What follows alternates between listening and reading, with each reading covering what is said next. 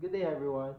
I am Kirk Tevesa Villanosa, 21 years of age, third year student of CIT University, taking up bachelor's in public administration.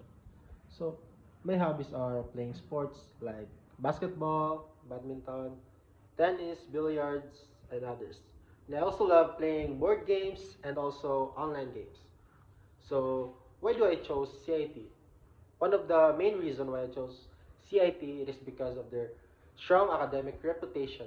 And I also believe in their quality education, and also the professors are skilled enough that is aligned perfectly to my skills also and to my personal career goals. And one fun fact about me is that I am an SK counselor of our barangay, and I really love serving the people, serving the youths, and also